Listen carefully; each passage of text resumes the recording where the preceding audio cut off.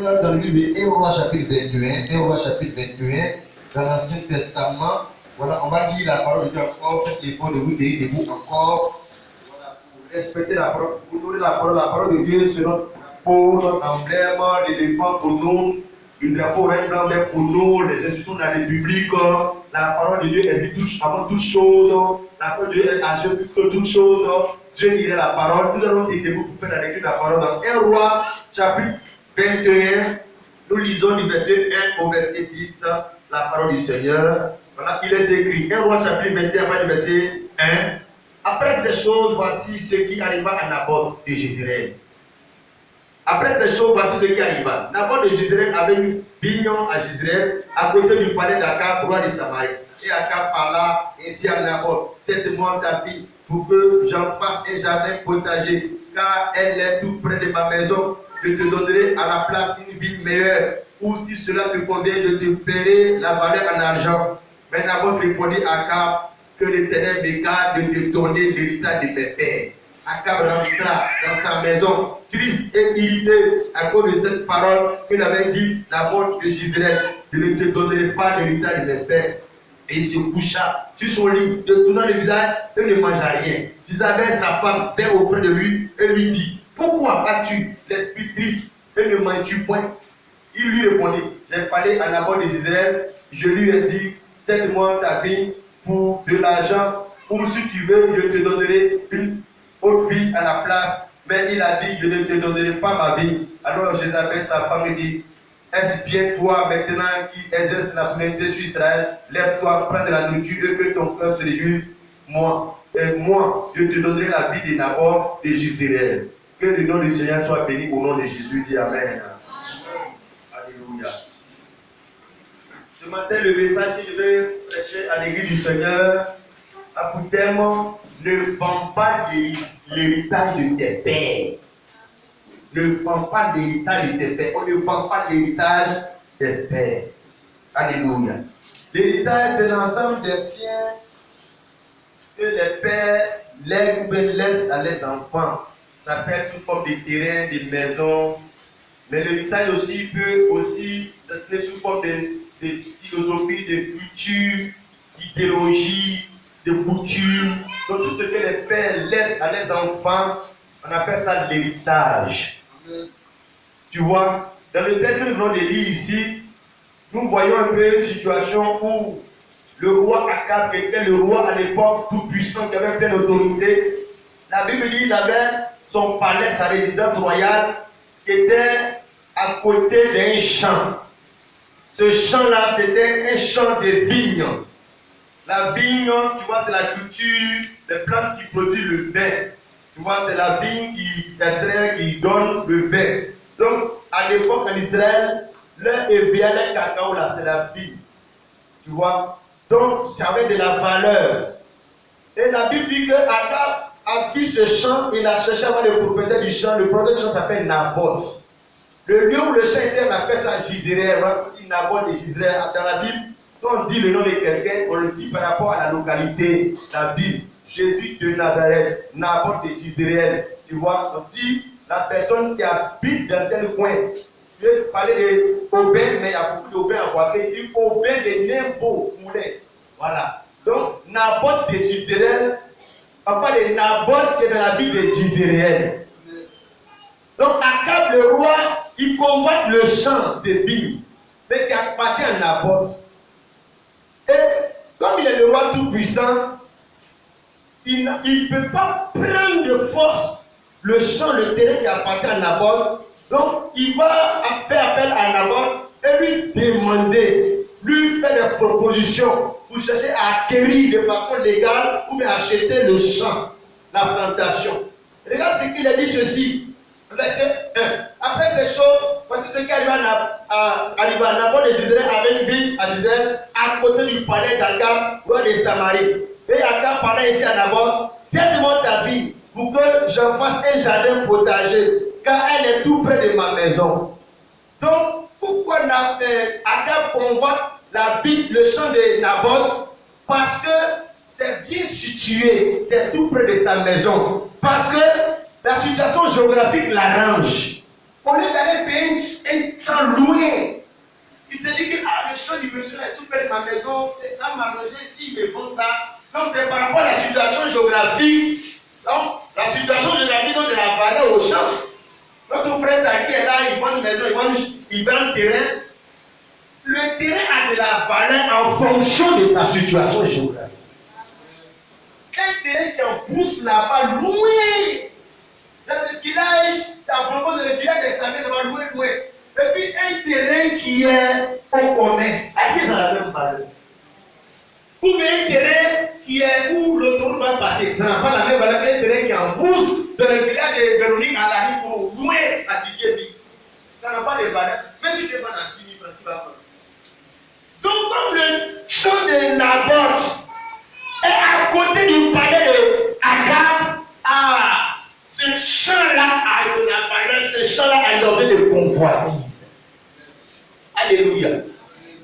Et la Bible dit, Akab appelle Naboth, elle lui dit, cède-moi ta vie, ça dit, vends-moi ta vie, vends-moi ton champ, cède-moi ta vie. Et il lui dit, pour que j'en fasse un jardin potager. Je vais faire un jardin. Je vais mettre en valeur. Je vais faire un jardin, tomates, maraîchères, concombre. Mais je vais faire ça à côté de ma maison. Vends-moi ta vie là.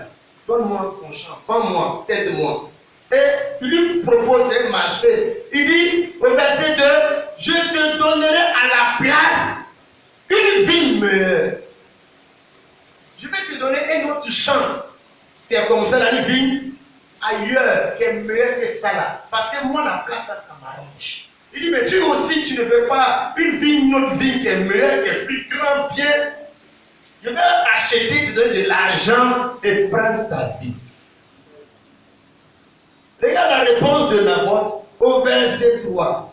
Mais Naboth répondit à Akab, que l'Éternel me garde de te donner l'héritage de mes pères. Ça veut dire, Naboth lui dit, je ne te vends pas ce champ-là.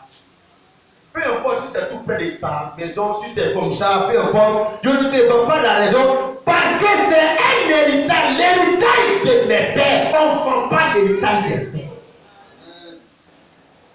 Ce que tes pères t'ont laissé là, on ne vend pas. Champ, maison. Quand quelqu'un, ses parents lui ont laissé une maison, puis il a vendu sa maison. Quand aujourd'hui, nous les hommes, on le regarde, il a vendu une maison, il a vendu un balcon, plantation là, il a vendu. On se voit un peu bizarre parce qu'on ne vend pas l'état des pères. Les enfants sont chargés de protéger et garder l'héritage des pères. Ils sont les gardiens de l'héritage. Et qu'est-ce qui a motivé Akab à lui dire vends-moi le champ? Certainement, il y avait la galère à l'époque. Il y avait des problèmes d'argent.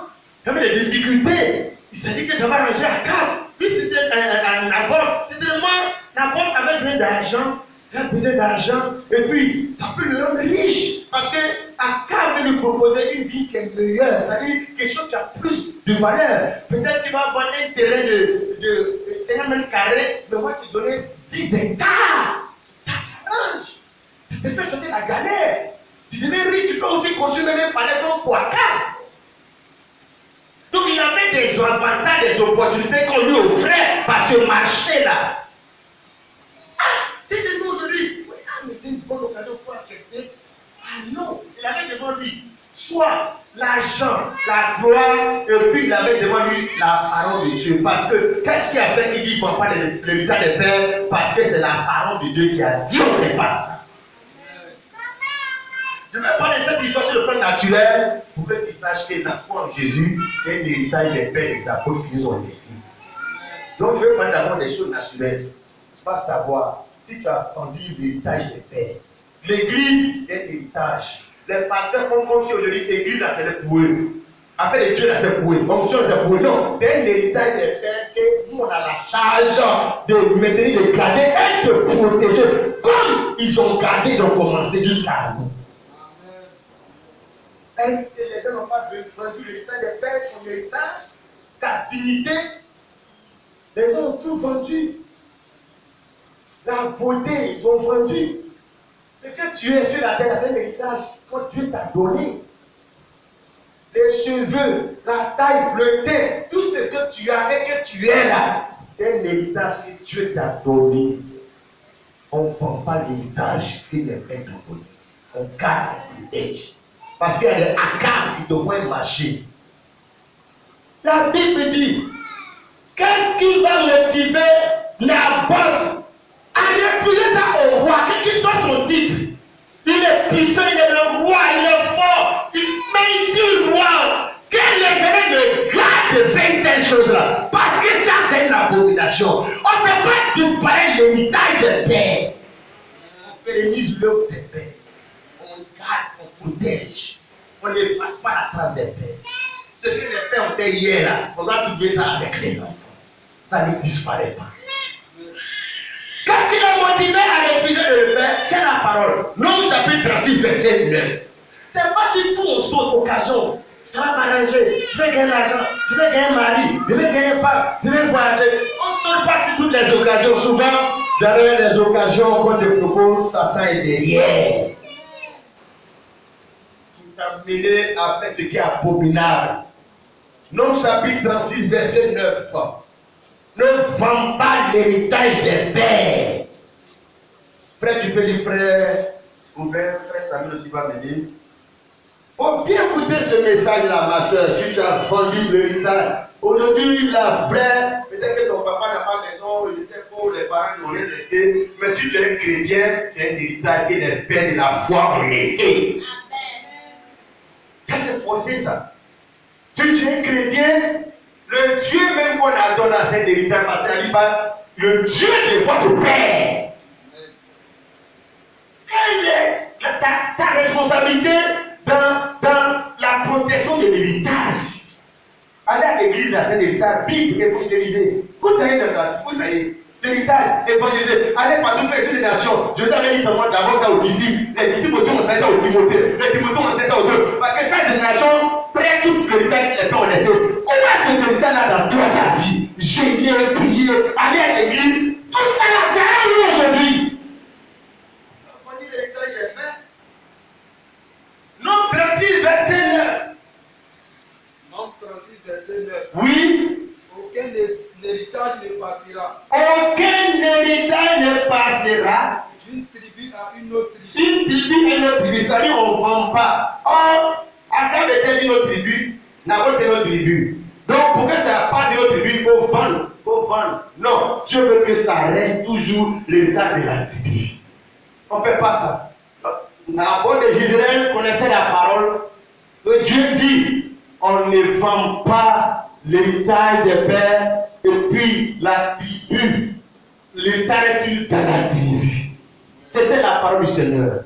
Deutéronome 19, verset 14 encore. Qu'est-ce qu'il faisait que Naboth, il refuse l'argent comme cela? Toi aussi. Et puis on dit, on va te prendre la vie, te donner une vie qui est meilleure. On dit même meilleure. On te prend ça moins que moins. Et puis on te donne quelque chose qui est plus que bien.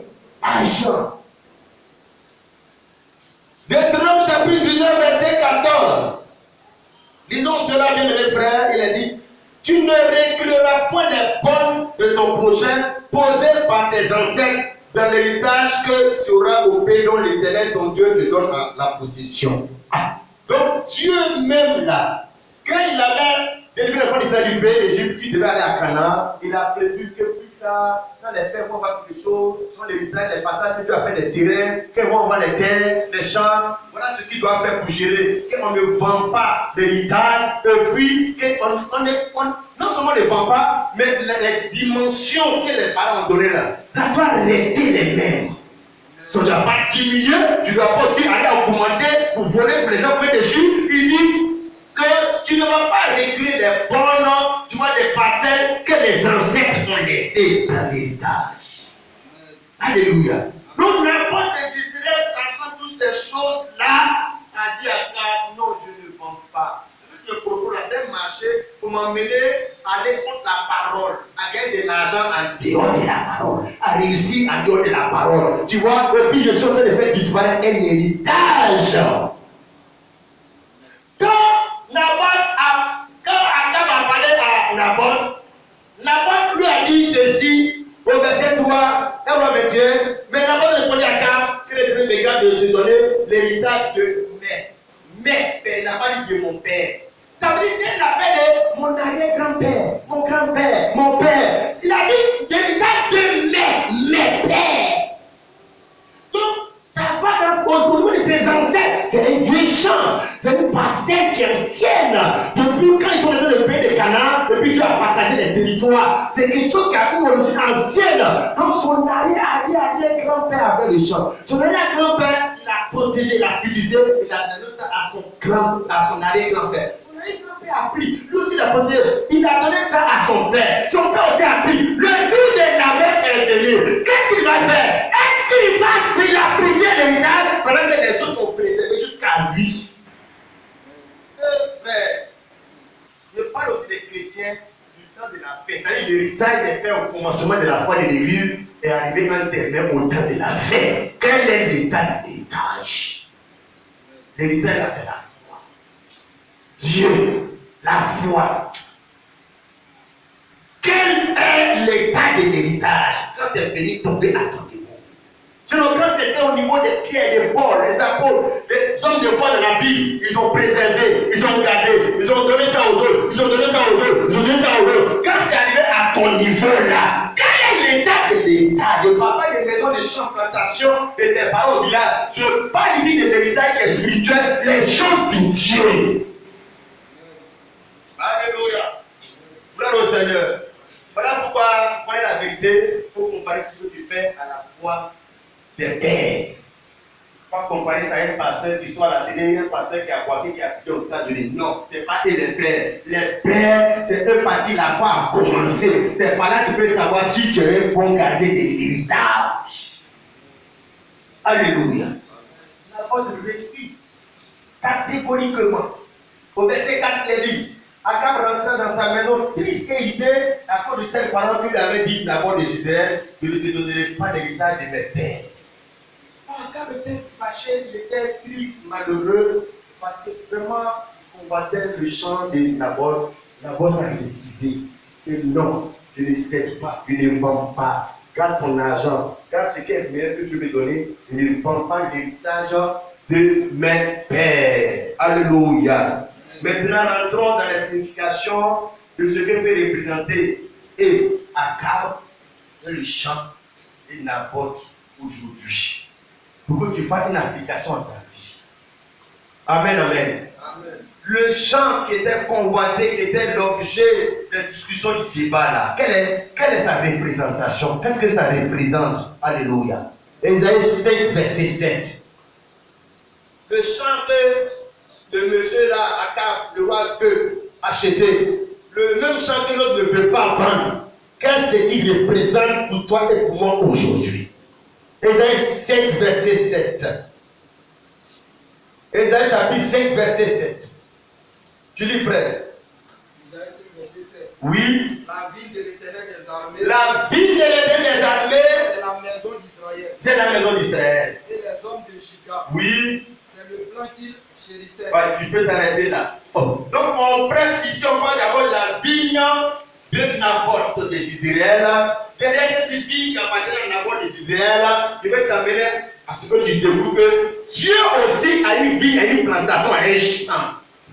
Et la Bible ici, cette vigne-là, ce champ-là, c'est la maison d'Israël, c'est-à-dire les enfants d'Israël, ceux qu'il a sauvés en Égypte, ceux qu'il adore, qui croient en lui, ils ont sa vie, c'est son champ, c'est sa plantation. Or, si la vie de Naboth était convoitée par Akab à cause de sa situation géographique, ça veut dire que tous ceux qui croient en Dieu, qui ont la vie de Dieu, ils sont aussi convoités par Satan à cause de leur situation géographique. Pourquoi? Parce qu'ils ne sont pas situés à côté du palais d'Akab, parce qu'ils sont situés par rapport à Jésus, ils sont en Christ, sa plus de valeur.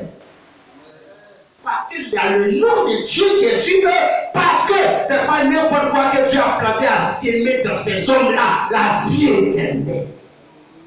Ah, si la vie de Naboth a été convoitée comme cela, et toi, combien de fois tu es l'objet de la convoitise des démons, des sorciers, des esprits méchants? Est-ce que tu sais que c'est à cause de toi que Satan fait sortir les mesures païennes, les mots, tout ça? À cause de toi, parce que c'est toi qui es l'objet de la convoitise. La Bible dit, les miracles opérés par les faux prophètes, c'est dans le but de séduire les élus.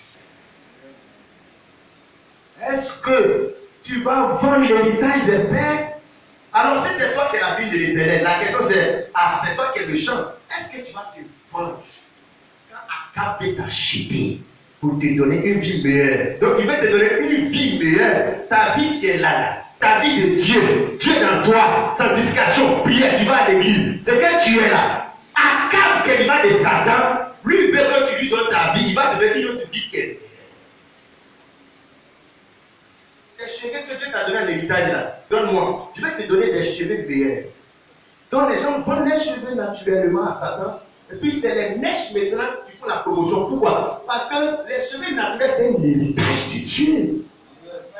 Le teint naturel, héritage de Dieu. Les cils, les ongles naturels, c'est l'héritage de Dieu. Mais Akab te propose des cils, des ongles, des teintes, des cheveux meilleurs que ce que Dieu t'a donné. Bien écouter pour savoir si tu t'es vendu, si tu as vendu l'héritage. Si tu l'as fait, il faut te répondre pour que Dieu puisse te redonner tout ce que Akab t'a pris, parce que tu lui as vendu ta vie. Il te rend plus belle que ça. Donc les gens pensent que quand c'est marqué là, ça rend plus belle, plus femme. Quand on pèse les oreilles, ça rend plus femme. Donc Akab dit, donne-moi la vie qu'elle a, je vais te donner une vie qui est meilleure que ce que tu as, ce que tu es.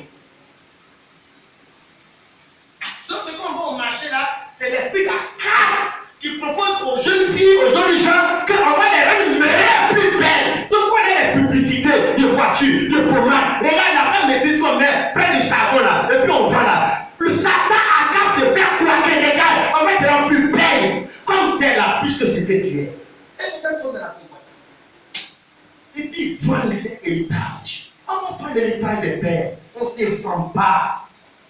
Ça, c'est le péché, c'est ça qui va faire que tu ne peux pas aller au ciel parce que tu as vendu ce que Dieu voulait que tu sois.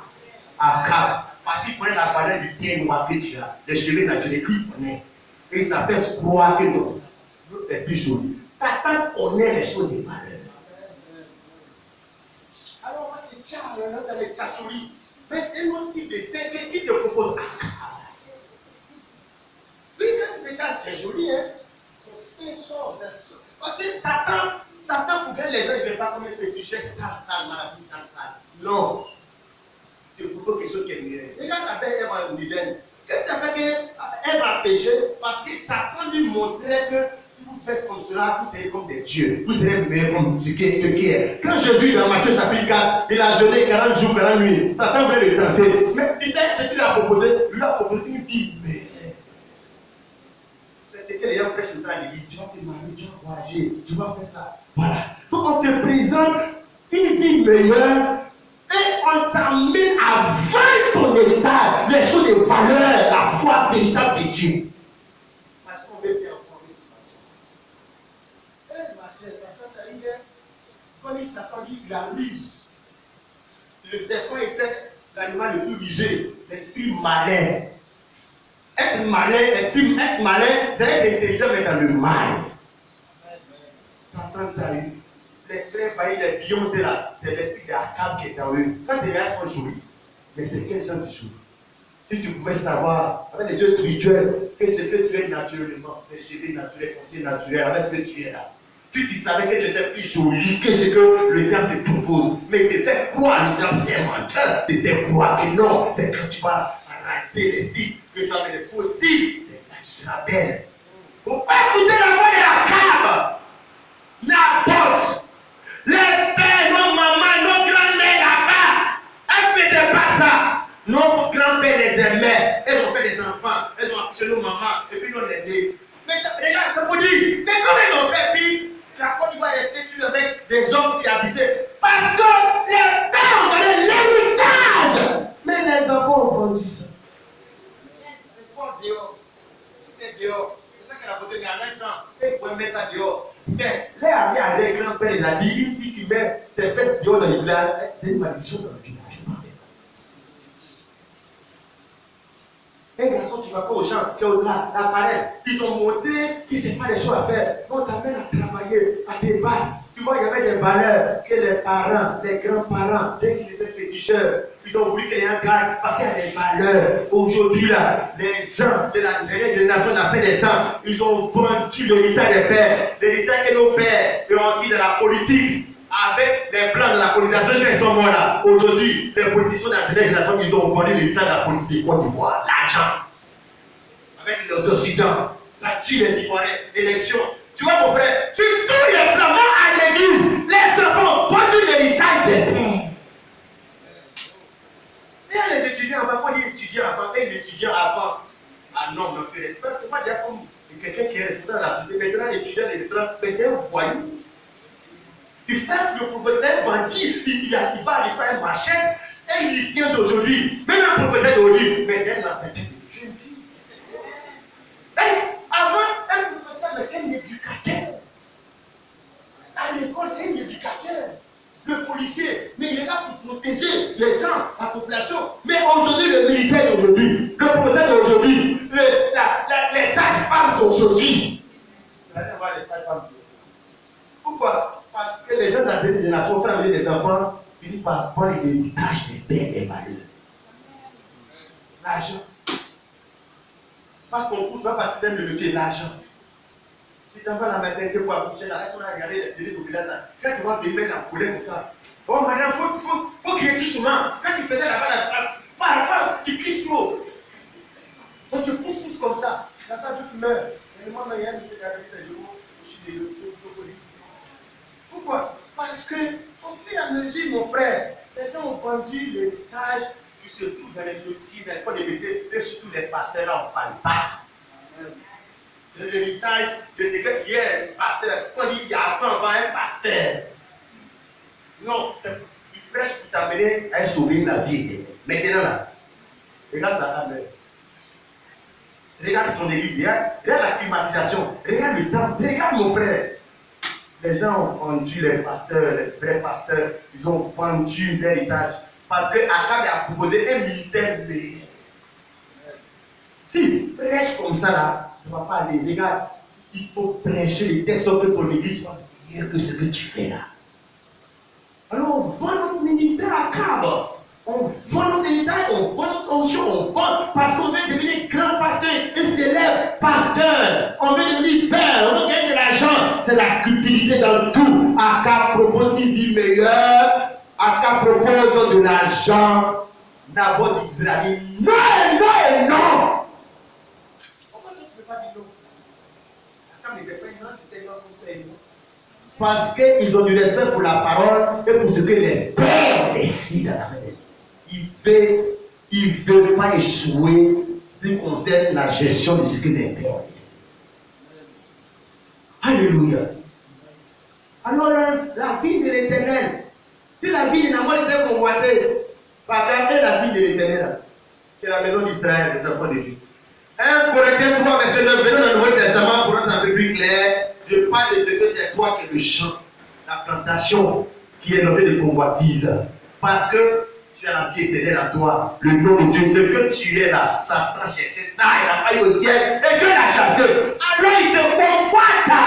Il veut que tu lui vendes ce que tu es. La sanctification, la sainteté, aller à l'église, prier, jeûner, il veut que tu lui vendes tout ça. Et beaucoup ont vendu leur vie chrétienne. Beaucoup ont quitté les églises, quittent les assemblées, vont plein d'églises. Frère, tu peux lire 1 Corinthiens chapitre 3, verset 9. 1 Corinthiens 3, verset 9. 1 Corinthiens 3, verset 9. Oui. Car nous sommes oubliés avec Dieu. C'est Paul qui parle ici. Car nous sommes oubliés avec Dieu. Vous êtes le champ de Dieu. Vous êtes le champ de Dieu. L'édifice de Dieu. Amen. Donc les chrétiens, il est comme une maison de Dieu. Il est beaucoup de choses de Dieu. Ici, la Bible dit, que Paul dit aux Corinthiens qui ont reçu l'évangile, vous êtes le champ. La plantation, le champ de Dieu. Ah. On dit champ là. On ne parle pas de bourse parce qu'elle fait la vie, ce n'est pas un champ. On parle de champ parce que la sémence, soit maïs ou un combo, agit des plantes. On ne parle pas de champ. Si on dit vous êtes le champ de Dieu, ça veut dire que Dieu te reconnaît comme une terre, il a planté un peu la semence en toi, sa semence, la semence de la parole. Donc tu as une plantation, plus que EPA, plus que cacao. plus qu'en Akab, plus que la vigne de Naboth. Tu es le champ de Dieu, ma soeur.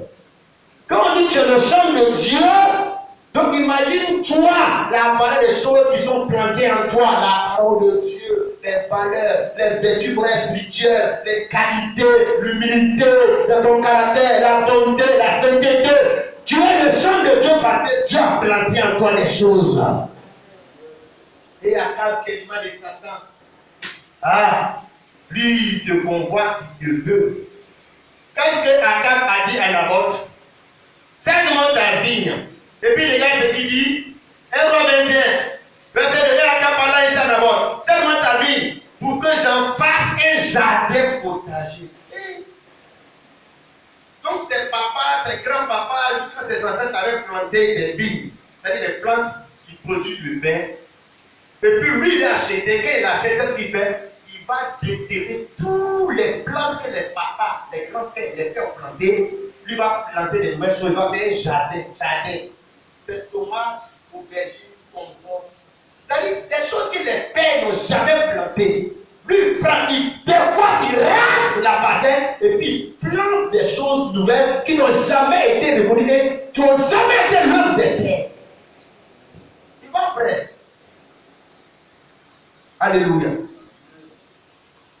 Alors, si c'est le chrétien qui est le champ de Dieu, qu'est-ce que Satan veut faire? Satan veut qu'il se vende à lui. Satan le convoite, les séduit pour que s'il lui donne sa vie, son temps, sa beauté, elle lui donne ses cheveux, ses cils, il rase les cils et puis met les faux cils. Il va cacher les hommes et puis va mettre les faux. Il va cacher les cheveux pour mettre ce qui n'est pas cheveux qui sont les mêmes. Donc il va te reconvertir, il va te donner une autre identité qui n'a rien à voir avec ce que les pères ont fait de toi. Et le champ de vie, on regarde, c'est un jardin potager. Tu vois frère, c'est pour que tu te regardes et puis tu te regardes. Est-ce que tu ressembles à l'héritage des pères, les chrétiens, la foi, l'église, autant des apôtres qui sont les pères? Regarde. Les églises Akab, les pasteurs Akab, ils ont rasé tout ce qui est en toi comme parole de Dieu. Sanctification, toutes les valeurs des Écritures. Ils ont sémé en toi d'autres choses et puis tu es devenu un jardin potager. Tu n'es plus une vigne de l'éternel. Alléluia. Gloire au Seigneur. Car Naboth a entendu ça, il dit non. Si peut-être il avait entendu, donne-moi le champ, je vais l'entretenir, ça va être une vigne. Peut-être ça pourrait tenter Naboth, on se dit, ah, c'est la même chose que les pères ont fait là. Il veut retenir ça, il veut garder ça, ça sera là. Mais quand il a entendu que ça sera rasé, on va annuler, on va enlever. Et puis on va mettre de nouvelles choses. La telle abomination, quel échec pour lui. Il va perdre l'État, il va prendre l'État. Les traces de l'État vont disparaître. Il dit non. Il ne veut pas essayer les chrétiens là. Non. Lui, il veut toujours rester dans la trace des pères, tels que les pères ont voulu qu'il soit. Alléluia. La Bible dit Naboth a refusé de le faire. Quand Naboth a refusé de le faire, frère, ça a suscité la colère de Akab, sa tristesse. 1 Roi chapitre 21 toujours. Lisons le verset 4 pour voir la suite. Tu vois, bien-aimée soeur, bien-aimée ma soeur, ici, nous ne prêchons pas ce que tu désires être, nous prêchons ce que Dieu désire faire de ta vie. Ce que Dieu veut que tu sois. Il y a ce que Dieu veut que tu sois. Il y a ce que toi tu veux que tu veux être. Il y a ce que Akab veut que tu sois. Ce que la télévision veut que tu sois. Tes parents veulent que tu sois. Et ce que Dieu veut que tu sois. Parce que la Bible dit au verset 4. Akab rentra dans sa maison. Fils et idée. Après les deux paroles que lui avait dites d'abord d'Israël. Je ne te donnerai pas l'héritage de mes pères. Et il se coucha sur son lit. Il détourna le visage et ne mangea rien. Jézabel, sa femme vient auprès de lui et lui dit, pourquoi as-tu l'esprit triste et ne manges point? Il répondit, j'ai parlé à Naboth d'Israël et je lui ai dit, cède-moi ta vie pour de l'argent, Ou si tu veux, je te donnerai une autre vie à la place, même il a dit, je ne te donnerai pas ma vie. Alors Jézabel, sa femme, dit, est-ce bien toi maintenant qui exerce la souveraineté sur Israël, lève-toi, prends de la nourriture et que ton cœur se réjouisse. Moi, je te donne la vie de Nabot de Jézabel. Jézabel, elle dit, mais c'est pas pour ça que tu vas te fâcher, tu vas te mettre en colère comme quelqu'un comme ça qui est désespéré. Moi, Jézabel, je vais prendre la vie de Nabot en force, en prix même. Frère, la vie chrétienne, si tu n'es pas venu spirituellement, le monde va te changer en force. Si c'est les chrétiens vont à l'église une fois par mois, une fois chaque 2 mois, le monde va te transformer en force. Parce que c'est les violents qui vont résister, mon frère.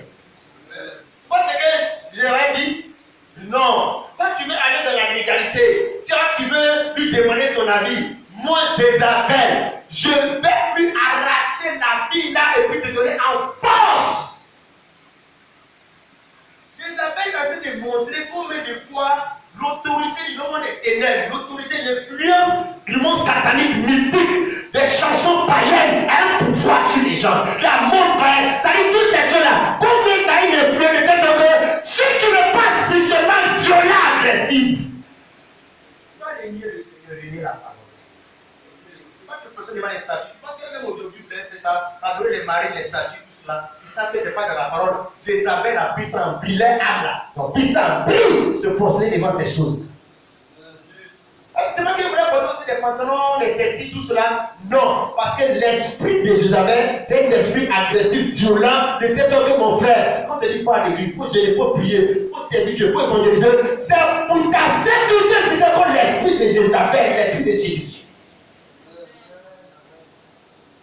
Qu'est-ce qu'elle dit, frère? Au verset 8, et elle écrivit au nom d'Akab des lettres qu'elle scella du sceau d'Akab et qu'elle envoya aux anciens et aux magistrats qui habitent avec d'abord dans sa ville. Voici ce qu'elle écrivit dans ses lettres. Publiez un jeune, placez d'abord à la tête du peuple et mettez en face de lui 2 méchants hommes qui déposeront ainsi contre lui. Tu as maudit Dieu et le roi, puis menez-le dehors, lapidez-le et qu'il meure. Donc ils vont faire un complot. Ils vont faire un complot pour l'accuser, pour mentir sur lui. Ils vont trouver un jeune, qui plie le jeune, Jézabel. Jeune, Jézabel, jeune, oui. Tous ces choses-là, ça ne fait pas de toi une femme qui est spirituelle. Gênée. Si tu dis jeune, c'est, ça fait pas de, même les Jézabel est gênée. Ça fait de toi quoi? Jésus a gêné 40 jours. Ça n'a pas fait que Satan ait le soulever pour lui montrer les choses de la gloire pour le tenter. Ce qui a fait que Jésus a pu s'en sortir, ce n'est pas les jeunes, mais quand il disait à Satan, il est écrit. L'écriture. Gêné sur le fondement des Écritures. Ton gêne est en accord avec les Écritures. Si tu dois gêner comme cela, même les musulmans gênent. C'est-à-dire, si tu dois gêner, chanter, tout ce que tu dois faire dans les choses de Dieu, il faut que ce soit en accord avec les Écritures pour qu'on sache que tu es en train de gêner. C'est ce qui gêne, mais ce n'est pas un gêne, ça. Et il n'a pas de bien gêne. Et les autorités là n'ont qu'à prendre Akab, on aborde au piège, on le met devant. Et puis on va l'accuser faussement qu'il a parlé contre Dieu et contre le roi. Et puis après, il a parlé de la les gars, frère, voilà pourquoi nous autres là, on demande toute la grâce de notre prière, que Dieu nous donne la force de venir dans ce message, de prier et de prêcher comme Dieu veut, même si on n'est pas connu, notre église n'est pas grande, parce que le diable a détruit beaucoup de pasteurs pour les démolir dans leur ministère. Pourquoi? Leur ministère est grand, mais spirituellement, on les a tués. Ils vont faire comme les autres pasteurs, on a compris là. Ah, il prêche comme ça là. On me dit, ça va chez lui. Mon frère, regarde bien. La Bible dit, c'est arrivé au verset 11. Les gens de la ville de Nabot, les anciens et les magistrats qui habitaient dans la ville, agissent comme Jézabel le avait dit. D'après ce qui était écrit dans les lettres qu'Armée avait envoyées, il publiait un jeune, il plaçait Nabot à la place du peuple. Les 2 méchants hommes verts se mettent en face de lui, et ces méchants hommes déposèrent ainsi devant le peuple contre Nabot. Nabot a maudit Dieu et le roi. Puis il le menait hors de la ville, il le lapidait et il mourut. Nabot de Jézabel, il est mort dignement en protégeant l'héritage des pères. Mon frère, c'est ça bien vivre, c'est ça une bonne existence. Peu importe, ça c'est parce que Dieu a accepté, c'est pas parce que Jézabel est fort, Satan est fort. C'est comme ça que Dieu a accepté le sang de Dieu. Ma soeur, comment est-ce que tu vas quitter la terre? Mon frère, pasteur, église, comment les gens vont quitter la terre? Nabot a quitté la terre en étant le gardien de l'état de ses pères. Quand ce que les pères ont dit, il a dit. Et la Bible dit, ils ont tué mon frère. Il a perdu la vie. Mais il est mort dans la foi, il est mort dans la parole, il est mort dans la justice. Et il a dit ceci au verset 15. Lorsqu'ils avaient appris que Naboth avait été lapidé et qu'il était mort, elle dit à Akab, lève-toi, prends possession de la vie de Naboth de Jezreel, qui a refusé de la céder pour de l'argent, car Naboth n'est plus en vie, il est mort. Akab, entendant que Naboth était mort, se leva pour descendre à la vie de Naboth de Jezreel afin d'en prendre possession. Donc, Naboth est mort. Comme tu peux prendre des mots maintenant, la personne qui est là va prendre. Donc, Akab, il s'en va sur le champ de vignes pour aller prendre possession. Quand il est parti sur le champ de vignes pour aller prendre possession, il sait qu'il a rencontré. Verset 17. Alors la parole de l'Éternel fut adressée à Élie, le Tishbite, en disant, lève-toi, descends au devant d'Akab, roi d'Israël à Samarie, le voilà dans la ville de Naboth, où il est descendu pour en prendre possession. L'esprit d'Élie, c'est l'esprit qui vient défendre l'héritage des pères. C'est le message du temps de la fête. Pour que ceux qui ont vendu le temps des pères, le message du prophète Élie puisse les ramener à l'ancien héritage des pères. L'esprit d'Élie, c'est le réveil. C'est-à-dire, si tu as vendu le temps des pères, les pasteurs qui peuvent t'aider à le récupérer. Parce que les personnes en répétant au commencement, c'est les prédicateurs qui ont l'esprit d'Élie. On ne sait pas déjà le des pasteurs et Akab. Les pasteurs Akab. Pourquoi? Parce qu'ils sont de grandes églises. Il dit à Naboth, je vais te donner une vie meilleure. Tu vois, frère, donc ils ont des grandes églises, ils ont beaucoup d'influence. Akab a l'autorité, Israël a l'autorité. Ils sont puissants dans le pays d'Israël. Ils sont puissants véritablement, frère. Malheureusement, tu ne peux pas véritablement te repentir, devenir le chrétien que Dieu veut que tu sois, tant que tu es devant les Jézabel et les Akab. Il faut raconter les églises du prophète. Ils sachent que la beauté que les pasteurs là, ils autorisent, elles sont les sortes chrétiennes. Regarde, mon frère, il faut écouter quel genre de prédicateur peut t'amener à voir que ça c'est faux, ce n'est pas les Écritures. Il faut le prédicateur qui a l'esprit et le message de vie. À l'époque d'Élie, c'était les faux prophètes de Baal qui étaient baisés. La vérité avait disparu, c'est l'Akab qui régnait, les Jézabel qui régnaient. Frère, il y avait du mot sur le soleil en temps de la terre. Comment retrouver l'héritage des pères que nous avons connu, que l'Église a vendu? La sanctification, le baptême au nom de Jésus, la divinité de Jésus-Christ est Dieu. Tu vois le message du dépouillement, l'Église au temps de l'Église primitive, l'Église originelle. Comment retrouver cet héritage-là? Dieu a prévu un Élie, un prophète. C'est par lui que tu peux découvrir l'héritage qui a été perdu. Alléluia. Sinon, tu ne sauras pas que la Trinité c'est une fausse doctrine. Parce que les Akab ont fait croire que la Trinité c'est la doctrine de Dieu. Dieu le Père, Dieu le Fils, Dieu le Saint-Esprit, c'est l'Esprit de Dieu qui te fait croire que tu as vendu l'héritage des pères. L'héritage des pères, on parle de le Dieu de vos pères. Lisons cela avec mes frères pour voir un élément. Exode 3, verset 15. Le Dieu des pères. Le Dieu des pères. Même Dieu a un héritage qu'on doit garder. Exode 3, 15. Cherche l'église qui est l'héritage, c'est-à-dire qui garde la version des pères, qui prêche le message des pères. Parce que mon frère, ma soeur, on reconnaîtra un fils légitime, un fils digne. Parce qu'il a gardé l'héritage des pères, mais les enfants bâtards, les enfants maudits, ils vont l'héritage. Ils prennent pas que des maisons, les enfants des autres, ils vont vendre la maison, ils vendent le terrain, ils vendent l'héritage des pères.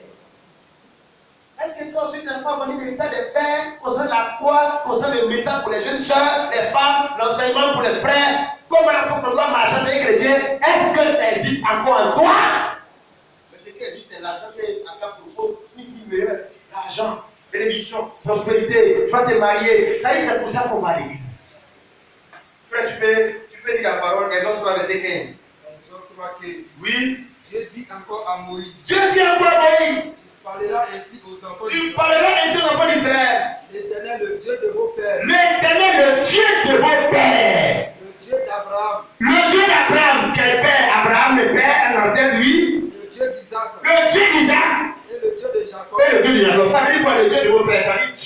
héritage qu'Abraham a cru, ce qu'il a cru, il a transmis ça à Isaac. Ce qu'Isaac a cru là, que Dieu l'a donné à Jacob. Ce que Jacob a cru là, il a donné ça à Moïse. Jusqu'à dans le Nouveau Testament, ce Dieu-là a été révélé. Le Dieu qui est encore aujourd'hui là, est-ce que c'est le Dieu des pères? Est-ce que c'est le Dieu des pères? C'est-à-dire ce que Dieu est là. Est-ce que c'est ça déjà aujourd'hui comme Dieu? Quand la Trinité n'a pas de traces dans la Bible. C'est pas le Dieu des pères. Baptême au nom du Père, du Fils et du Saint-Esprit, ça c'est pas le baptême des pères. C'est ça, vendre l'héritage des pères. C'est l'Église catholique qui a fait ça. L'Église catholique a changé la doctrine au concile de Nicée avec l'empereur Constantin. À la Bible, ils se sont assis pour faire leur propre religion. Car l'Église catholique, ce n'est pas le christianisme, c'est une autre religion qu'on appelle le catholicisme. Ça n'a rien à voir avec le christianisme. Adorer les statues, prier avec les chapelets, ça existe où? Les encens, adorer les... C'est cliqué dans quel livre? Ça veut dire que ça, on parle de... Ils ont créé leur religion. Ça n'a rien à voir avec la chrétienté. Mais regarde, ils sont comme dans le monde. Regarde comment ils sont puissants. Regarde comment ils ont les moyens. Parce que c'est l'autorité de Dieu qui appelle les Akab. Alléluia. Gloire à Dieu. L'éternel, le Dieu de mon père ici, le Dieu d'Abraham, le Dieu d'Isaac et le Dieu de Jacob va apparaître. Donc ce que Moïse reçoit, c'est l'héritage Dieu là. Il va prêcher aux enfants d'Israël. Dans tout cela, les enfants d'Israël n'ont jamais entendu que Dieu là, leur Dieu est toi. Que Abraham, son Dieu est toi. Isaac, son Dieu est toi. Le Dieu des chrétiens là, c'est le même Dieu de ses pères là, Abraham jusqu'à Jésus.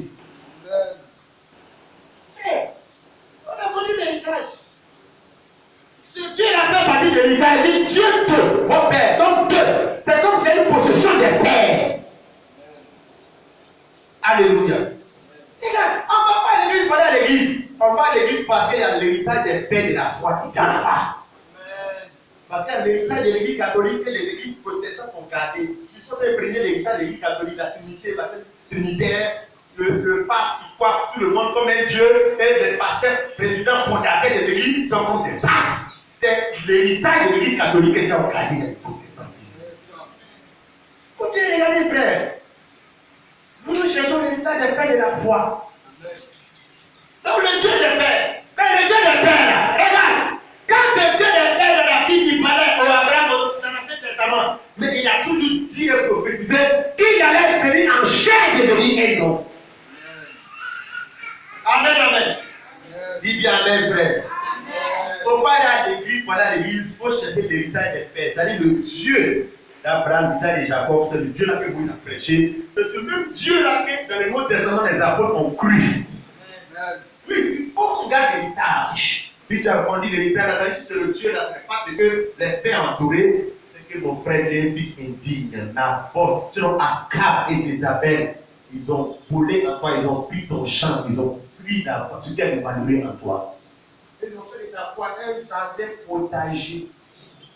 Au lieu que ce soit des vignes que les gens ont plantées dedans, ce que Dieu est dedans, Akab a planté ce qu'il veut planter en toi. Donc il plante en toi les fortes orties, il plante en toi qu'un femme peut porter pantalon, il plante en toi toutes ces choses-là. Oh, les apôtres, la foi de la Bible des prophètes et des apôtres, n'a jamais planté ça dans les Écritures. Alléluia. Combien de fois, frères, c'est malheureux. Voyons quelques exemples, frères. Quand Dieu viendra, il vient pour faire quoi? Il vient en tant que quoi? Voyons sur la vie de Matthieu, le chapitre 20. Matthieu 20, verset 1 à 8. Dieu est le vigneron. C'est-à-dire le propriétaire de la vigne. Donc, quand il vient au temps de la fête, ce n'est pas pour venir enlever des jardins potagers. Ce n'est pas pour chercher une église qui est jardin potager, mais c'est une église qui est une vigne. Car c'est le champ que les pères ont laissé à l'état aux enfants. Frère, tu peux lire Matthieu chapitre 20, verset 1 au verset 8, disons. Tu vas comprendre que quand Dieu est vigneron, il vient chercher la vigne. Il envoie ses épées de travail dans sa vigne. Sa vigne, ça veut dire que tu ne pas une vigne qui est un jardin potager. Comment Akab a transformé la vigne en jardin potager? Avec Naboth, il n'a pas réussi. Avec toi, est-ce qu'il n'a pas réussi? Avec eux, c'est c'est que le pasteur qu'on voit aujourd'hui, est-ce qu'il n'a pas fini par il n'a pas réussi ça? Faut dire frère. Matthieu chapitre 2, verset 1 à 8. Matthieu chapitre 2, verset 1. Car le royaume des cieux est Oui. semblable à un maître. Donc le royaume des cieux, les choses de Dieu là. Voilà comment encore ça ressemble. Car il est semblable à un maître de maison. Oui. Qui sortit dès le matin Oui. afin de louer des ouvriers pour sa vie. Oui. Pourquoi? Il convainc Pourquoi? Pour ça, faut terminer la phrase quoi. Louer des ouvriers pour sa vie. Pour sa vie. Le royaume de Dieu là, c'est ça que la Bible m'a de montrer un peu sur le plan naturel, à quoi ça ressemble. Il dit que le maître qui est le Seigneur a loué les ouvriers pour aller travailler dans sa ville, pas dans son jardin potager. L'œuvre de Dieu, l'église du Seigneur, on appelle ça une vigne. Parce que dans l'Ancien Testament, la Bible dit la vigne de l'Éternel, c'est la maison d'Israël. C'est-à-dire, si tu n'as pas de caractère de vigne, et que tu as une plantation que les Akab ont plantée, quelle que soit sa dimension, que l'autre a produit, quel que soit Dieu, lui, il ne répondait pas parce que lui, il reconnaît une vie. Tu peux lire encore le verset que je suis. Verset 2. Oui. Il convainc avec eux d'un denier par jour. Et il les envoya à sa vie. C'est ça. Donc, laissons ça comprendre. Ça veut dire, l'œuvre de Dieu, le royaume de Dieu, l'église de Dieu est appelée vigne, vigne, vigne, vigne, vigne. C'est ce que Naboth avait, une vigne. Et Akab voulait qu'il lui vole la vigne. Il va déterrer avec le caractère des vignes, le caractère de l'église de Dieu, le caractère des enfants de Dieu, plus que notre caractère qu'on appelle jardin potager. Où il y a tout dedans, comme tomate, gnagnan, tout. C'est-à-dire qu'il y a tout dedans. Or, la vigne de Naboth, c'est un seul type d'espèce de culture. La vigne, c'est pas la vigne qui produit le vin. Et le vin, c'est de ça qu'on peut reconnaître le sang de Jésus, l'œuvre de Jésus-Christ. Alléluia. Oh frère, regarde, quand Akab veut faire de la vigne de Naboth un jardin potager, c'est-à-dire c'est un champ qui sera composé de plusieurs espèces de cultures. Ça, la parole de Dieu l'interdit. Lisons maintenant Lévitique 19, verset 19, et que tu comprennes cela avec mes frères. Le mélange des cultures, le mélange des doctrines, le mélange de tout. Dans le même champ. Non, la parole de Dieu condamne cela avec force. Lisons cela, frère. Lévitique chapitre 19, le verset 19.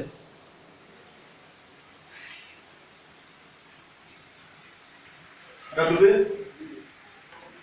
Lévitique 19, verset 19. C'est ça. Vous observerez mes lois. Tu n'accouperas point des bestiaux de deux espèces différentes. C'est-à-dire des animaux d'espèces différentes ne vont pas s'accoupler. Voilà, tu vas pas prendre un mouton et un cabri pour se mettre ensemble. Voilà, ça ne se fait pas. On y va. Tu n'assèmeras point ton champ de deux espèces de semences. Voilà, on chante même là. Tu dois faire, soit tu fais tout champ d'union, tout champ de maïs. Mais tu ne vas pas faire comme aujourd'hui nous on fait là-bas. Et imagine dans la loi de Dieu, on met maïs, dans maïs là, il y a igname dedans, il y a igname là dedans, il y a aubergine dedans. Les enfants d'Israël là, pourquoi? Parce que c'était des prophéties par rapport à ce que l'enfant de Dieu qui doit être un champ de Dieu doit recevoir seulement la seule séquence de Dieu en lui. Seule parole de Dieu en lui. Seule musique de Dieu en lui. Seule habillement que Dieu veut en lui. Mais aujourd'hui là, les gens sont des jardins. Il y a tout en lui, il y a tout de son portable. Chanson chrétienne, chanson païenne, chanson du village, chanson de la compte. Tout est dans lui. Il va à l'église, il va au funéraire, il va à la partie nous. Il danse toutes les musiques. Vous n'avez pas chanté nos funérailles sur le même funérailles des chrétiens. On va faire funérailles, musique, chanson chrétienne d'abord. Après, à minuit, on fait préparer. On fait tout, on mélange tout. Ça là, Dieu n'est pas dans ça. Dieu n'appuie pas dans vous commun. Non, Dieu ne fait pas ça. Nous, on est dans tout. On est dans tout. On est catholique, on est pentecôtiste, on est évangélique, on est féticheur, on est combien, on est tout. Non, Dieu n'est pas tout. Dieu n'est pas dans tout. Tu vois mon frère, tu vois ma soeur, tu es venu à l'église parce que tu as besoin de te donner au Seigneur. Quand tu te donnes le Seigneur, tu ne passes pas ton cœur, mais tout ton corps. Parce que Dieu veut que ce soit une seule sémence qu'on sème en toi. Tu as un champ reconnu par une seule espèce. Un seul esprit. Dieu voulait montrer par ses prophètes dans l'Ancien Testament qu'il y a un seul Dieu, un seul Seigneur, une seule foi, un seul esprit, une seule église. Tout est un. Frère, tu peux lire encore. Tu peux lire Deutéronome 22, verset 9. Donc Akab, il va prendre le champ qui a une seule espèce de vie. Il va prendre, il enlève la seule espèce et il met tout dedans. Il met piment, gna-gna, combo, tout. Et c'est ce que les gens sont aujourd'hui. Ils sont chrétiens. Ils ont plusieurs esprits, ils ont tout. Quand des pardons fait sauter du beau sang, non, ça l'a tué, non, ça l'a tué. Quand un jeune chrétien fait sauter du beau sang, non, ça l'a tué, Lui, il est dans tout. Quand ils vont dire que bon, voilà, l'élection, on ne reconnaît pas le résultat, les gars n'ont qu'à sortir. Lui, il sort, les premiers, ils sont du coup la tâche sur la tête, charbon dans ce gars, il est dedans aussi. Il est un patriote, ivoirien, patriote du roi de Dieu, il est dans tout. Frère, Dieu même là. S'il y a un esprit qui est en toi, tu chasses l'esprit avant de venir habiter en toi. La Bible dit les démons même là. S'il y a l'esprit de Dieu en toi, il ne peut pas rentrer jusqu'à ce que l'esprit de Dieu n'est pas là, c'est là qu'il vient habiter. Frère, il faut lire. Deutéronome 22, verset 9. Pourquoi Akab prend le champ? Quand il prend le champ, pourquoi il ne garde pas la vie? Et puis il va t'ételer pour mettre plusieurs sémences. C'est-à-dire qu'il fait comme ça de toi. Tu peux croire en Dieu, tu vas dans l'église.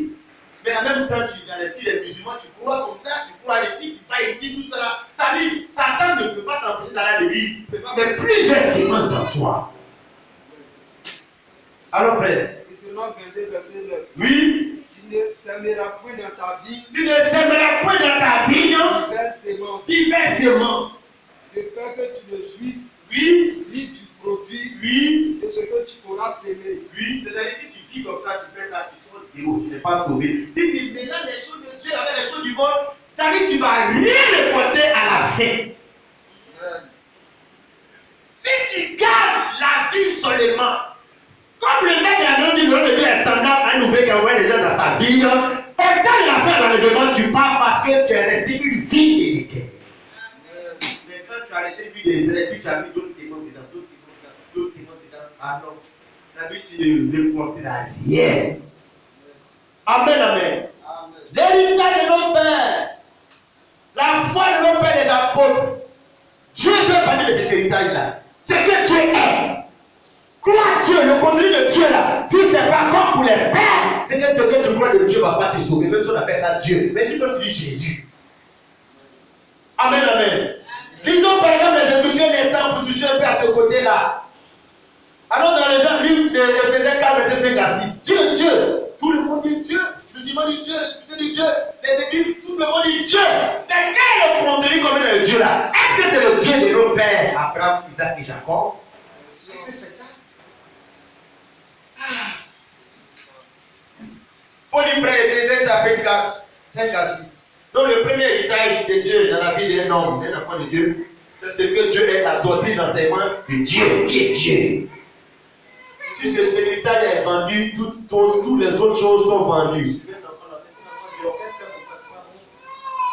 Moi, je dis, mais quand le pasteur prête, mais sa fille me dérange. C'est sa fille même qui le combat, même à la chair. Éphésiens 4, verset 5. Éphésiens 4, le Dieu des pères. On va voir, quel est ce Dieu des pères là? Éphésiens 5. C'est ça, hein? Éphésiens 4, 5. Il y a un seul Seigneur. C'est comme là, on reconnaît dans le Dieu des pères, Abraham, Isaac, là. C'est que eux là, il y a un seul Dieu à qui ils croyaient. Le Seigneur est un seul Dieu. Il y a une Dieu, Trinité là même là. Il dit, il faut quitter l'identité. Rien n'a pas été Bible. C'est une doctrine catholique qui est venue, qui n'a pas de révélation pour comprendre. Où Jésus parle de mon Père Tata, et ils ont décidé qu'il y a trois personnes. C'est par révélation qu'on connaît Dieu. Éphésiens 4, verset 5 dit ceci, il y a un seul Seigneur.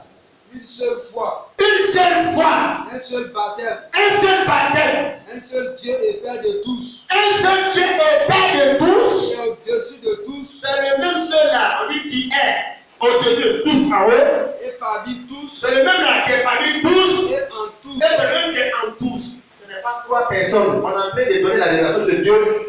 Un seul Dieu et Père qui est au-dessus de tous. Il était en haut dans le ciel là-bas, qui était le Père céleste, notre Père qui est dans les cieux. Notre Père qui est dans les cieux. Qui est parmi tous. Quand ce Père dans les cieux est venu parmi tous, on appelait Emmanuel Dieu avec. Dieu au-dessus de nous est devenu Dieu parmi avec. Quand ce Dieu avec nous est venu, qui est monté au ciel, il est devenu même qui est rentré maintenant dans les croyants. Il était au-dessus, il était avec, puis après il est rentré dans les disciples. C'est ça, la seule personne dans ces trois mouvements. Si tu crois que ces trois personnes, mon frère, la Bible dit, il y a un seul Dieu et Père. Il y a un seul qui est Dieu et qui est le Père. Si c'est un seul qui est Dieu et qui est le Père, de qui parlait Jésus quand il parle du Père? De qui, quand Dieu Jésus parlait quand il parle du Père? Parlait-il de quelqu'un d'autre qui n'est pas lui? Non, ça ne peut pas être quelqu'un d'autre qui n'est pas lui parce que lui-même, il a dit qu'il est le Père. Il n'y a pas deux pères, mais un seul Dieu, un Père, il y a un seul Père. Amen, amen. Lisons les Écritures. Jean 8, verset 19. Dieu même c'est un héritage des pères. Mais cet héritage-là, est-ce qu'il existe encore sur la parole des pères? Quand les pères l'ont enseigné? Non, parce que Akab a amené les pasteurs, les écoles pastorales et théologiques où les gens vont se former là. Akab a acheté, les gens ont vendu la divinité de Jésus-Christ par la divinité des fausses doctrines. Lisons cela à Jean chapitre 8, verset 19. Cet héritage-là, ma soeur, mon frère, c'est la plus grande chose que tu peux recevoir. Savoir que Dieu a été manifesté en geste au nom de Jésus. Jean chapitre 8, verset 19. Jean 8, verset 19. Il lui dit donc, où est ton père? Oui. Jésus répondit. Donc on lui demande, puisqu'il parle de père. Oui. Jésus répondit.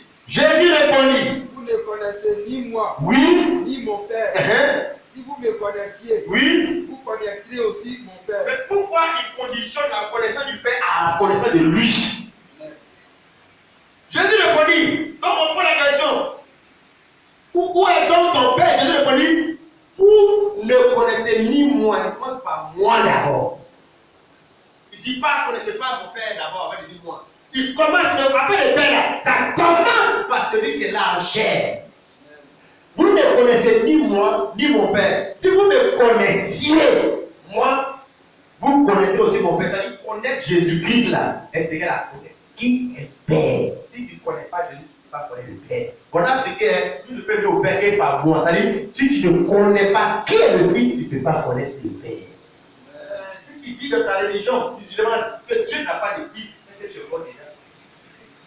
C'est fini pour toi. Parce que Dieu s'est fait reconnaître, s'est révélé dans le Fils, dans la forme des fils.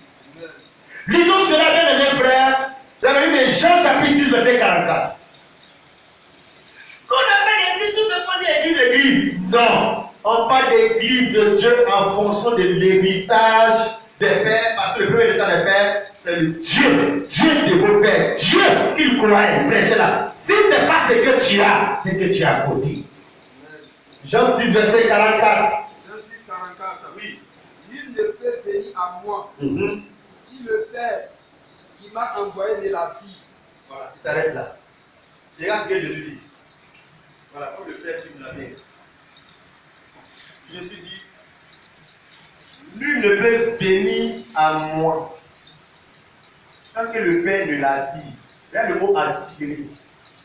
Si il dit au Père m'attire, ça veut dire qu'il est simplement, il est vers lui. Si je lui dis le Père venir à moi tant que le Père ne l'attire, si le Père de les cieux n'a pas dit attirer, il n'a pas dit tant que le Père ne le pousse. Il dit attirer. Donc le Père là, c'est lui qui est là, lui ne peut venir à moi tant que le Père, moi, ne l'attire. Parce que attirer, c'est envoyer quelqu'un vers soi. C'est les Écritures, attirer, c'est quoi? Vite la femme elle m'attire, ça veut dire qu'elle me dit, vous venez faire elle. Jésus dit, ne peut venir à moi, tant que le Père de l'attire. Mais le Père, s'il est au ciel, pourquoi il n'attire pas aller au ciel et puis il de l'attire à moi? Venir à moi, tant que le Père de l'attire. C'est-à-dire le Père était dans le Fils et le Père là, c'est lui qui attire les gens vers lui-même qui est le Fils. C'est ça les Écritures. Il ne peut venir à moi. Maintenant, si le Père est dans les cieux, si le Père n'est pas Jésus, le français n'est pas correct parce qu'il n'a pas dit il ne peut venir à moi. C'est que le Père de l'attire. Attirer ne pas dire aller vers Dieu là-bas. Attirer veut dire venir ici. Jean chapitre 14. Les versets sont clairs, les mots sont clairs. Jésus révèle qui est le Père. Le Père où on peut être attiré, aller vers lui, mais c'est Jésus-Christ. Si tu ne vas pas à Dieu en tant que Père, que tu attends de prier, tu attends Dieu qui est pas là-bas, c'est que tu es perdu. Jean chapitre 14. Jean chapitre 14. Le verset 6. Jean 14, verset 6. Faut lire. Jean 14, 6. Jésus lui dit, viens encore. je suis le chemin, Je suis le chemin. la vérité Oui, et la vie. oui. Nul ne vient au Père, Nul ne vient. que par moi. Regarde bien. Pourquoi il dit nul ne vient? Si le Père de les cieux doit dire nul ne va. Si Abigail là-bas, on ne dit pas ne viens, ne viens. Quand on dit que viens, ne va, on va dire que le lieu où on s'en va là, c'est ici ou là-bas. Il dit nul ne vient au Père. Donc le monde vient, mais dit que le Père là, c'est lui là. Donc il vient, il dit pas va. Nul ne vient au Père Que par moi. que par moi. On a déjà lu où il dit que si le Père de l'attire, viens. Tu dis à la sœur Suzanne, viens. Elle va aller où? Est-ce qu'elle va sortir du train pour aller sur la route? Elle vient vers. Je veux dire, viens au Père. Il n'a pas dit va au Père. Quand il vient, ça veut dire que c'est le besoin qui parle là. C'est lui qui est le Père. Il ne vient au Père que par moi. Le moi, la montre, c'est le lieu où on doit partir. Si vous me connaissiez, Oui. vous connaîtrez aussi mon Père. Prends maintenant le chapitre 8, là, si tu vas à la maison, tu lis. Jean chapitre 14 aussi, tu lis. Revenons au Jean chapitre 8. Frère, toutes les élites qui prêtaient à toi Dieu là, à cause de la parole, il faut quitter là-bas. Parce que c'est devenu un jardin potager. Ils ont enlevé tout ce qu'est la parole habite. Toutes les écritures, toute la vérité sur Dieu, ils ont enlevé ça. Qui a donné Akab? Parce que Satan connaît la vérité. Il sait que c'est ça qui est la vie éternelle. Jean chapitre 8. Jean chapitre 8. Verset 20. C'est pourquoi je vous ai dit, que vous mourrez dans vos péchés, car si vous ne croyez pas ce que je suis, vous mourrez dans vos péchés. Quel péché? Je ne veux pas mourir dans le péché, mais quelqu'un qui meurt dans le péché, il va en enfer. Mourir dans le péché, c'est la chose la plus pitoyable pour quelqu'un.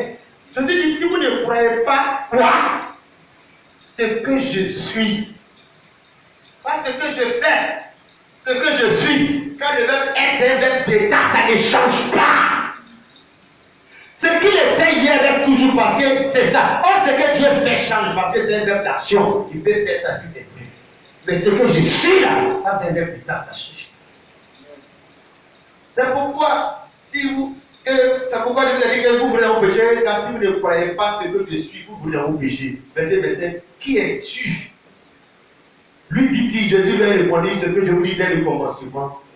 J'ai beaucoup de choses à dire de vous et à agir vous, mais celui qui m'a envoyé est vrai, et ce que j'ai entendu de lui, je le dis au monde. Il ne comprit point qu'il ait parlé du Père. La question c'est qui es-tu? Je dis ce que vous dites au commencement, il explique. Et l'apôtre Jean dit, il ne comprit point qu'il ait parlé du Père. Le message concernant Jésus est Dieu là. On ne peut pas comprendre comme ça par l'expérience charnelle, c'est par révélation qu'on comprend. Le verset 28, Jésus donc l'a dit, quand vous aurez élevé le Fils de l'homme, alors vous connaîtrez ce que je suis, ce que je ne ferai de moi-même, mais que je parle selon ce que le Père m'a enseigné. Celui qui m'a envoyé, quand il a la son Père, celui qui m'a envoyé, Dieu s'est envoyé lui-même. Amen. Hey, mais ça semble bizarre. Mais ça, c'est quelque chose là. Dieu s'est envoyé lui-même. Oui, avant, Dieu a envoyé les prophètes, les Moïse, il a envoyé les Jérémie. Mais il y a un prophète dans ce qu'il a envoyé là. Il n'est pas un prophète comme les autres envoyés. Ce prophète là, c'est Dieu dans la chair qui s'est envoyé lui-même dans cette forme là. Hébreux chapitre 1 dit que ce prophète là est différent des autres prophètes. Dans l'Ancien Testament, le prophète dit ainsi par l'Éternel, ainsi par l'Éternel, ainsi par l'Éternel. Mais ce prophète-là, Jésus lui dit, en vérité, je vous l'ai dit. Quel est ce prophète-là? Pourquoi il ne parle pas comme les autres? Quel est ce prophète-là qui est venu changer la loi? Il est écrit, un bouet, un boudin, mais moi je vous dis. C'est la même personne qui a instauré la loi, c'est la même personne qui change la loi. Le temps manque pour voir de toutes ces vérités-là, frère. C'est pour que tu saches que le premier héritage des pères qu'ils ont laissé à l'église, à leurs enfants au temps de la fin, c'est le Dieu. Dieu, ce que Dieu est, l'enseignement, la relation de Dieu. Ça a disparu. C'est même pas prêché. C'est même pas ça qui est prêché. Je ne peux même pas mettre le nom de Jésus. C'est pas le nom de Jésus. Ça a disparu le nom de Jésus dans les églises. Le nom de Jésus, c'est le nom des églises, le nom des pasteurs. Quand j'écoute Béni TV, les gens viennent donner des annonces. Non, il y a un programme d'aide et prière. Non, je vous demande, venez voir l'homme de Dieu. Si tu tombes de Dieu, si vous trouvez l'homme de Dieu à la vraiment d'amour, il va vous dire ça. L'homme de Dieu là, l'homme de Dieu là. Dieu même là qui fait maintenant. Pas de lui. Non, le Dieu des pères a disparu dans l'héritage. Quand les apôtres prêchaient, Pierre dit aux gens, mais comme l'héritage fixé sur nous, comme si on est capable de faire quelque chose, si c'est pas la terre à marcher, que c'est au nom de Jésus qu'il a marché. Et ils ont amené les gens à se détruire sur eux, leur personne, à tourner les regards sur Jésus-Christ. Nous ne prêchons pas nous-mêmes, c'est Jésus-Christ, le Seigneur que nous prêchons. Allons dans un autre élément que les apôtres nous ont donné comme héritage. Vous connaissez les autres. Je ne peux pas la forme d'enseigner. Tu vois mon frère, hein, tellement on n'a pas le temps, on aimerait suivre dessus pour que tu saches que l'héritage de ces pères-là a été vendu, a disparu. Est-ce que tu comprends l'héritage de l'évangile des pères? Non, on ne prêche pas l'évangile que les pères nous ont laissé parce qu'ils n'ont pas seulement écrit la Bible, mais c'est un héritage qui a été laissé, que les enfants viennent prendre ça.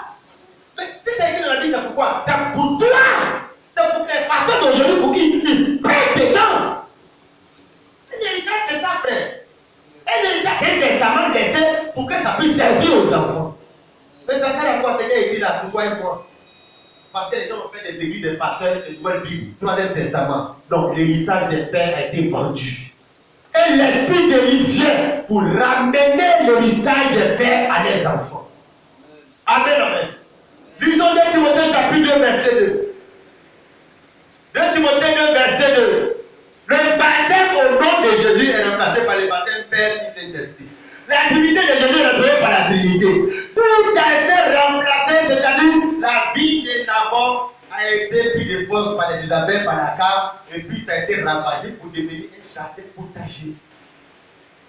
Les églises jardins potagers. Les gens ne vont plus dans les églises de vignes, parce que dans le quartier, à la télé, partout, c'était ravagé.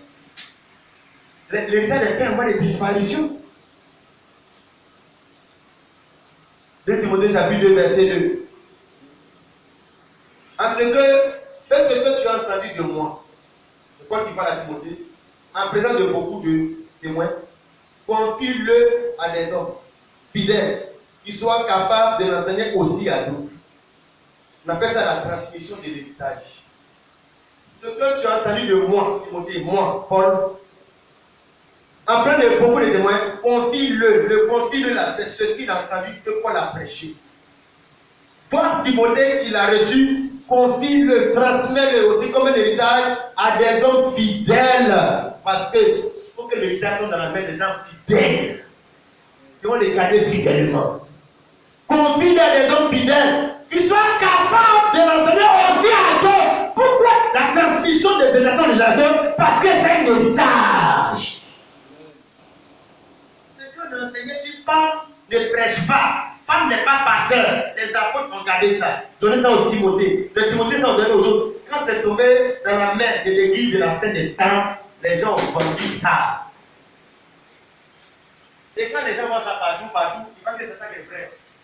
Elle boit trop d'huile dans l'eau, il ne veut pas cailler. Oui, ça s'est fait, c'est pourquoi. Mais ce que tu vois là, on appelle ça l'héritage vendu des pères. Il faut venir aux Écritures pour voir le vrai héritage. Toi, tu dois sauver l'héritage des pères. Ma soeur, tu es la chrétienne que Dieu veut appeler pour sauver l'héritage que Dieu a laissé aux jeunes filles chrétiennes dans leur façon d'être. Nous, on va chercher à sauver la Côte d'Ivoire. Sauver la Côte d'Ivoire. Nos parents laissent la Côte d'Ivoire, les autres de la Côte d'Ivoire. Non. Nous sommes en train de sauver la foi des pères, des apôtres de Jésus-Christ, la foi des prophètes et des apôtres. La Bible dit, nous sommes édifiés sur le fondement des prophètes et des apôtres. Jésus étant la pierre angulaire. Sur cet héritage-là, il a perdu. Il a conduit pour devenir belle pour l'argent. Tu as suivi la carte de Jézabel. Aujourd'hui, tu peux te repentir et Dieu va te restituer ce que tu as perdu. Ce que tu as perdu là, ce n'est pas l'argent. Ce n'est pas ça l'héritage. Parce que la parole, la foi de la parole est plus grande que les choses qui sont sur la terre. Toutes choses passeront, la parole de Dieu passera. Je termine avec ce passage qui te montre un peu le vrai héritage, la parole de Dieu. Psaume 119, verset 111. Si tu es chrétien, c'est héritage. C'est vrai que tu n'as pas hérité des maisons, de voitures, de champs. Tes parents étant pauvres, en matière de foi, donc tu dois avoir un héritage, tu ne peux pas être un héritage. Si tu as ce héritage, que tu es chrétien, c'est que Akab l'a volé, Jézabel t'a pris ça. Un chrétien, il a toujours l'héritage des pères. Le problème, c'est la gestion. Les gens ne sont plus des gardiens de l'héritage. Psaume 119, verset 111, frère, tu peux lire. On va conclure avec ces passages-là.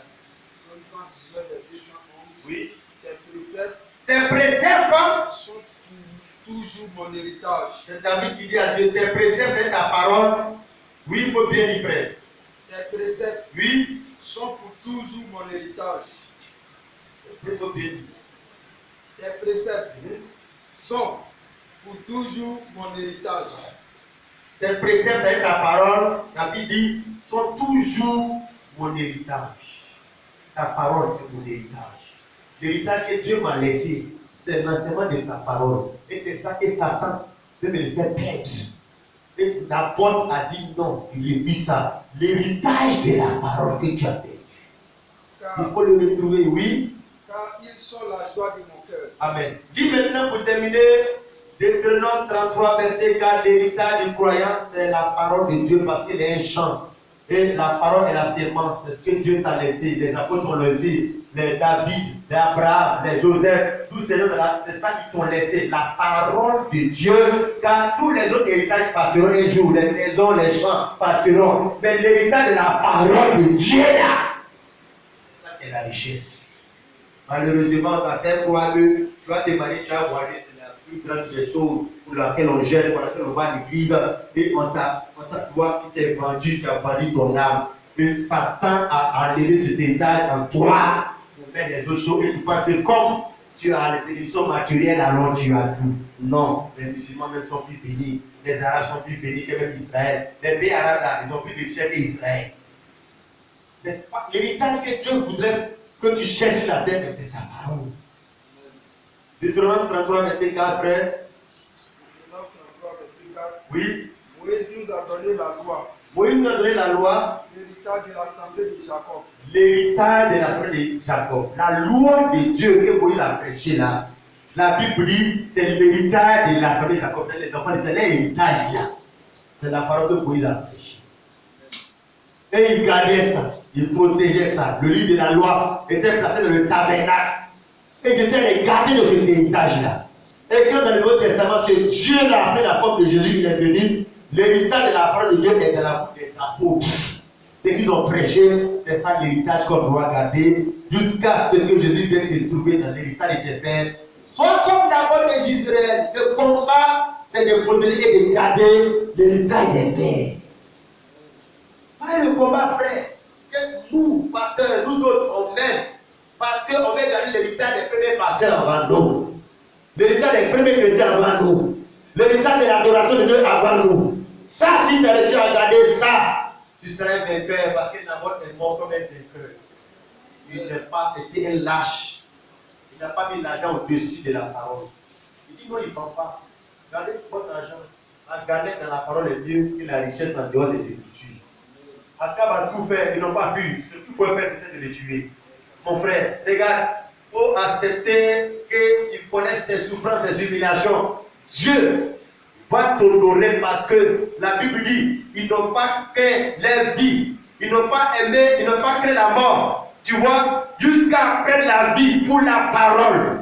Les véritables enfants de Dieu n'ont pas peur de leurs souffrances, ce qu'ils vont subir.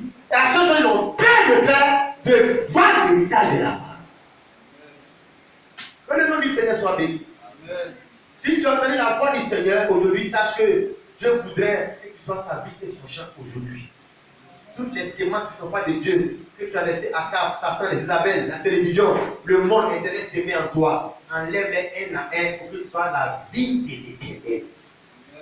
les fausses doctrines que tu as acceptées, tu as mangé, c'est rentré dans ton vie en toi. Il faut te débarrasser de ça pour que la parole de Dieu soit l'héritage que tu vas garder comme plantation.